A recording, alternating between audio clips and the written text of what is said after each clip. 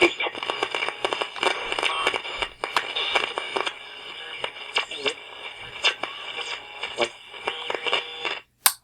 everybody, and welcome to the 5 Bytes podcast. I'm your host, Rory Monahan. Coming up on this week's episode, we'll go through the Windows updates for this month's Patch Tuesday that just passed. Also, a controversial change to Zoom's terms of services has customers vowing to stop using the product. And a critical Intel CPU vulnerability now has some potentially devastating known exploits. For this and more, keep listening to this episode, which of course, as always, is brought to you by my sponsors.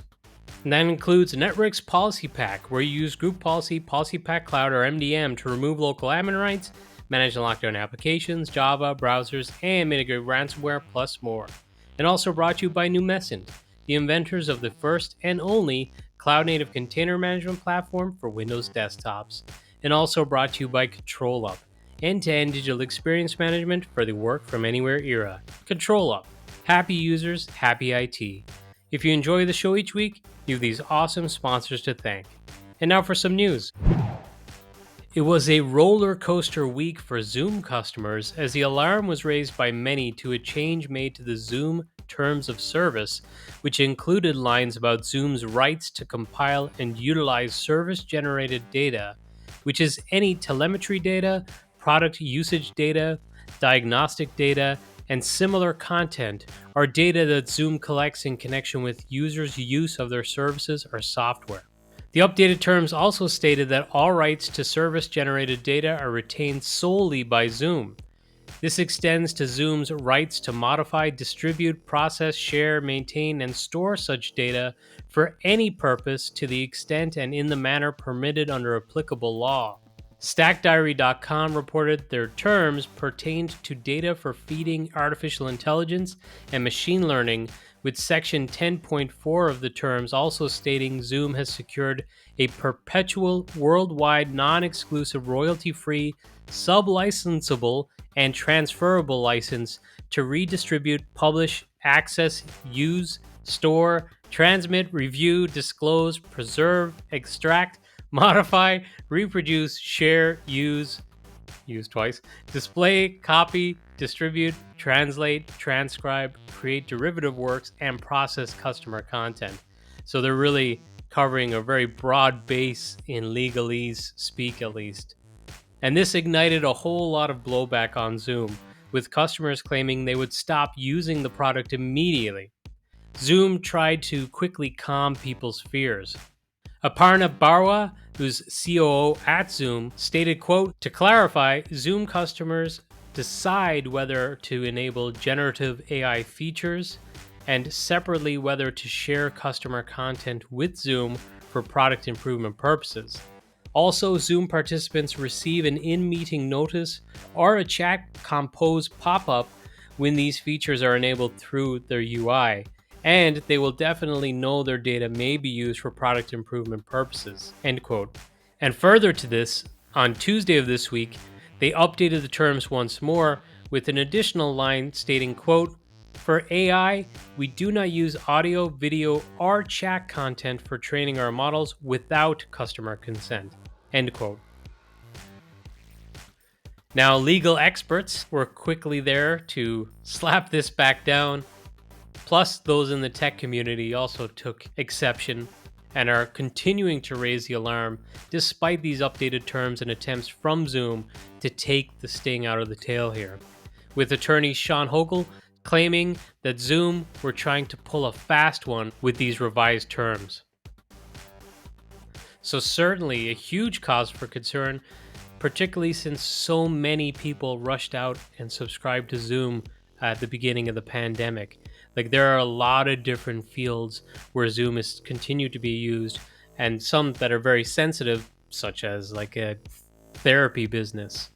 So those people who are continuing to use it may not be that tech savvy, and the reason they like Zoom is because Zoom has made it relatively easy to use the product. So they may not be digging into different settings and options within there. Therefore, they may opt in to allowing their data to be used. That video data and audio data in particular could be very sensitive when it comes to mental health and even just regular healthcare for like Doctor 365 and online care. So this is a huge minefield, and I certainly do not blame the people who are reacting in a way that they're saying, this is it, I'm not going to use Zoom anymore. Hopefully Zoom come to their senses, and as we see with the SAG strike in Hollywood, AI and its implications is really quickly bubbling to the surface. Creators, developers, and everyone are starting to fight for their corner, and in my opinion, they really need to. And this week it was Patch Tuesday once again for the August round of Windows updates. And this month, Microsoft patched 87 flaws, including 2 actively exploited and 23 remote code execution vulnerabilities. The total roundup included 18 elevation of privilege vulnerabilities, 3 security feature bypass vulnerabilities, as stated, 23 remote code execution vulnerabilities, 10 information disclosure vulnerabilities, 8 denial of service vulnerabilities, and 12 spoofing vulnerabilities. The 2 actively exploited zero-day vulnerabilities that I just mentioned includes a Microsoft Office Defense in-depth update vulnerability that is being tracked as CVE-2023-36884. They say the flaw allows threat actors to create specially crafted Microsoft Office documents that could bypass the mark of the web security feature, causing files to be opened without displaying a security warning and perform remote code execution. The vulnerability was actively exploited by the Romcom hacking group, who was previously known to deploy the industrial spy ransomware and attacks. The ransomware operation has since rebranded as Underground, under which they continue to extort victims. So that's certainly a very important one to patch, as it's already being actively exploited. The other vulnerability I want to highlight is CVE-2023-38180, and this is a .NET and Visual Studio denial of service vulnerability. For this one, unfortunately, according to bleepingcomputer.com, Microsoft has not shared any details on how this flaw was used in attacks and has not disclosed who discovered the vulnerability. So that's actually somewhat rare, at least as long as I've been covering these types of vulnerabilities on the podcast. Microsoft's usually pretty forthwith with this kind of information, so maybe they have some reason for not sharing that at this time. But regardless, obviously, as usual, patch early, patch often, and test. And of course, as always, other vendors have also released patches, including Adobe, Google, VMware, Zoom, and more. And as usual, I'm sure there's going to be fallout caused by these patches. Things are going to break, so keep listening to this podcast every week. I'm sure I'll be covering those next week and the week after. That's usually how these things tend to play out. A researcher at Google has created exploits for CPU-based attacks against several different types of Intel CPUs. The vulnerability has been dubbed Downfall. If you listen to the podcast regularly, you may remember me covering CVE-2022-40982 last year, which is a flaw that is a transient execution side channel issue and impacts all processors based on Intel microarchitecture Skylake through Ice Lake. Bleepingcomputer.com reports the vulnerabilities can be leveraged for stealing passwords, encryption keys, and private data like emails, messages, or banking information from users that share the same computer, and the news here is that there are several different attack techniques and exploits validated by Google's researchers. It is reported that the downfall attack techniques take advantage of the gather instruction that leaks the content of the internal vector register file during speculative execution. Gather is part of memory optimizations in Intel's processors and is used to speed up accessing scattered data in memory. However, the gather instruction appears to use a temporal buffer shared across sibling CPU threads and is transiently forwards data to later dependent instructions, and the data belongs to a different process and gather execution running on the same core, which is what opens up the opportunity for attackers to take this kind of data, precious data, from users. Downfall attacks do require an attacker to be on the same physical processor core as the victim, which is actually pretty easy to achieve given that Windows tends to support multi-user sessions. Intel learned about the downfall vulnerability last August and collaborated with the researchers on findings, and a microcode update is available to customers to mitigate the issue. Intel said that customers can review the risk assessment guidance from the company and decide on disabling the microcode mitigation through mechanisms available in Windows and Linux, as well as virtual machine managers. Such a decision may be driven by concerns about potential performance issues from the downfall mitigation, or because the issue does not represent a threat in that environment. I mean, given its nature, I would say that there is a threat in most enterprise environments. So if you're still rocking some Intel processors, you may want to check what microarchitectures are in use.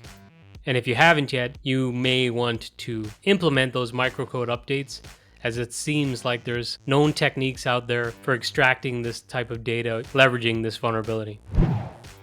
Five Eyes cybersecurity company published a list of the 12 most exploited vulnerabilities throughout 2022.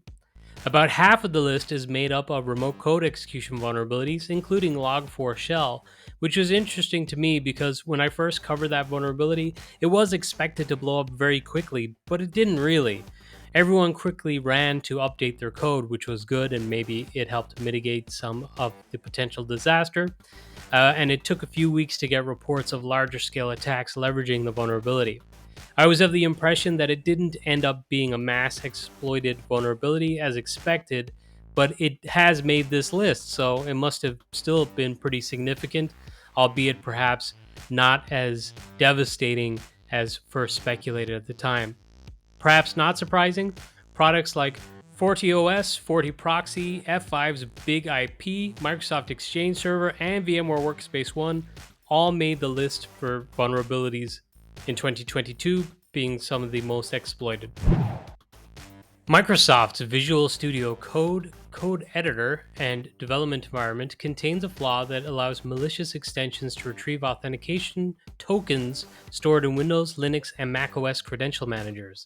The security problem was discovered by Code and is caused by a lack of isolation of authentication tokens in VS Code's secret storage, an API that allows extensions to store authentication tokens in the operating system.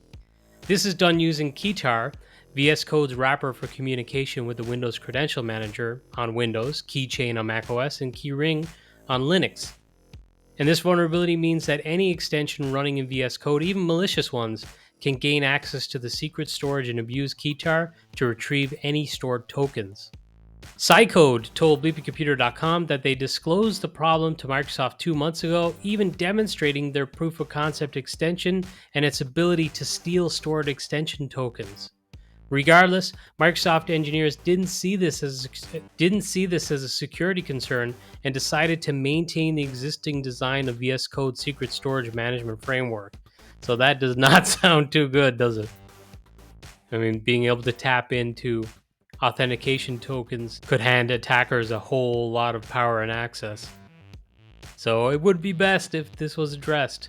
Maybe they'll change their minds if this gets enough publicity and they'll actually address the problem.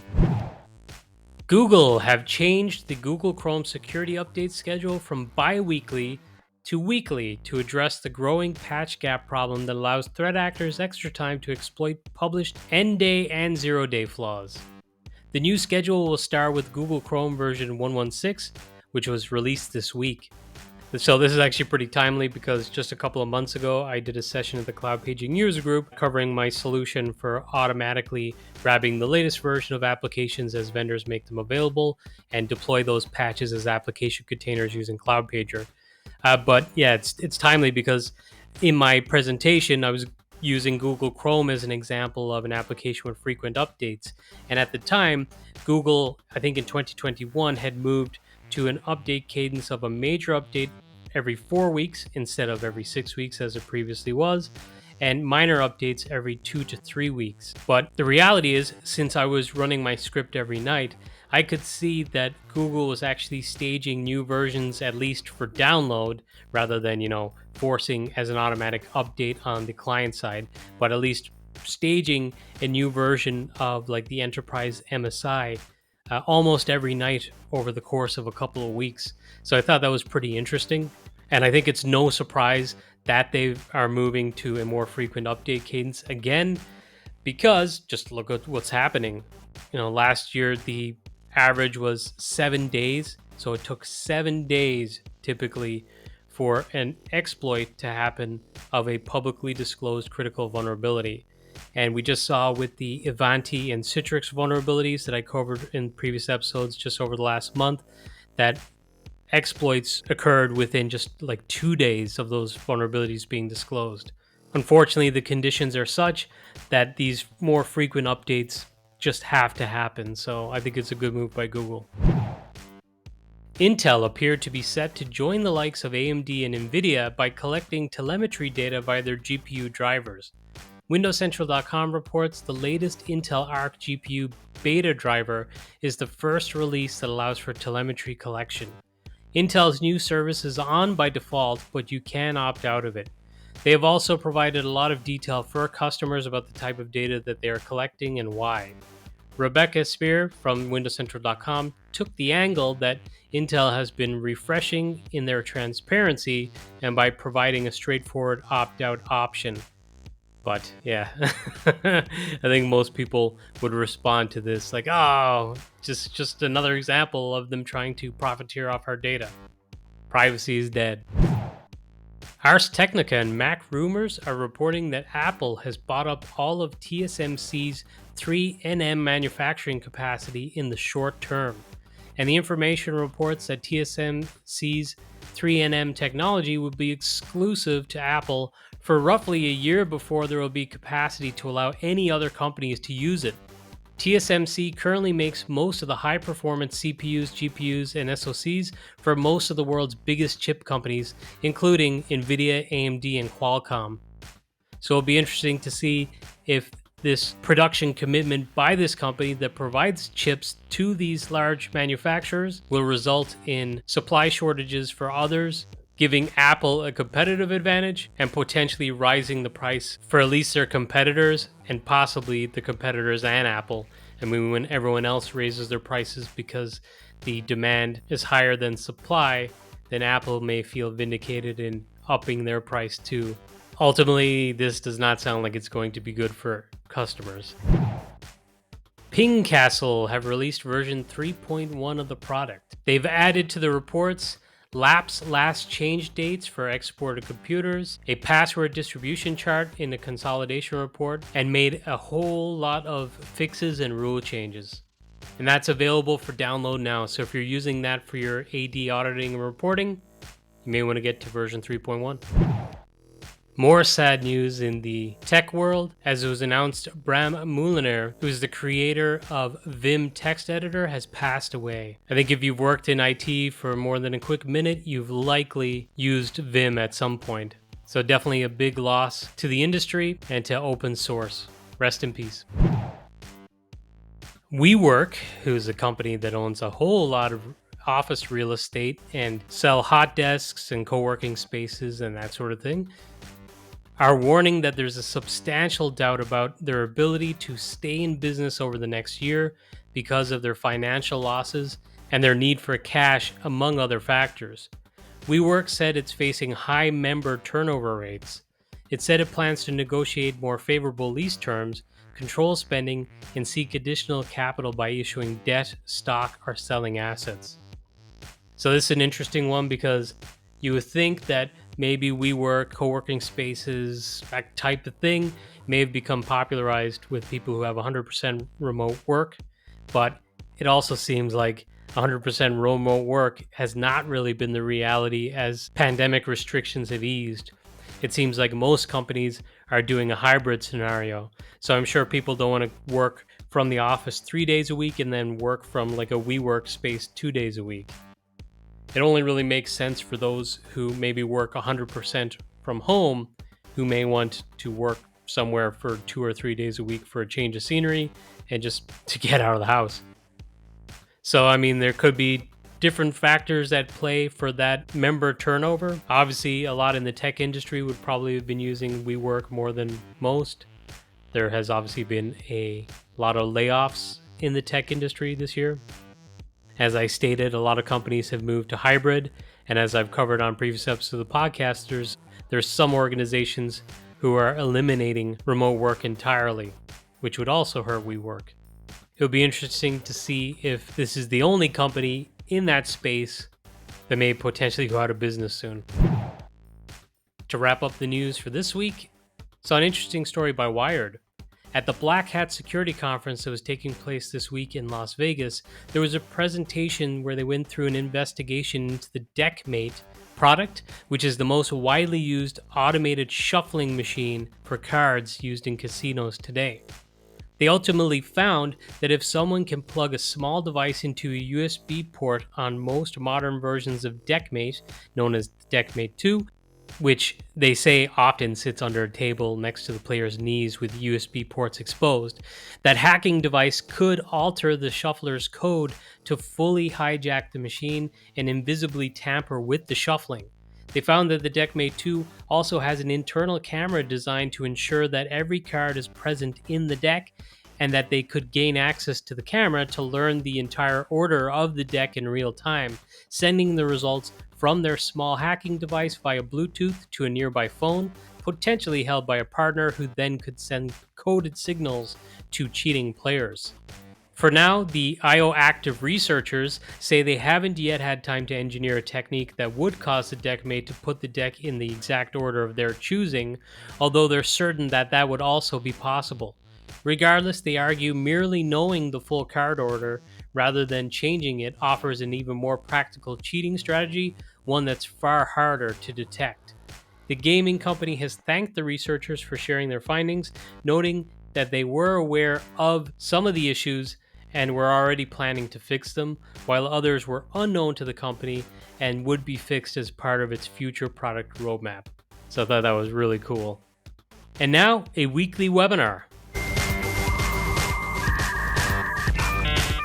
Next Wednesday, which will be the 16th of August at 6 p.m. BST, which is 7 p.m. with Central European Summertime, which I think will be 1 p.m. Eastern Daylight Savings Time for those in the States. I'll be doing a webinar with my buddy Lee Jeffries, where I'll be talking about how Automate can be used in app packaging workflows and some of my experiences with the product. So if you're not familiar with Automate, it's really, really cool stuff. It's robotic process automation, and this will show you just one use case for end user computing and IT purposes of using this type of automation. And if you're not familiar with robotic process automation, I think it will give you an idea of it and its power. And now this episode's scripts, tricks, and tips. So I'll keep it short this week. I saw Evotech had a blog post on reporting Active Directory accounts that are synchronized with Azure AD.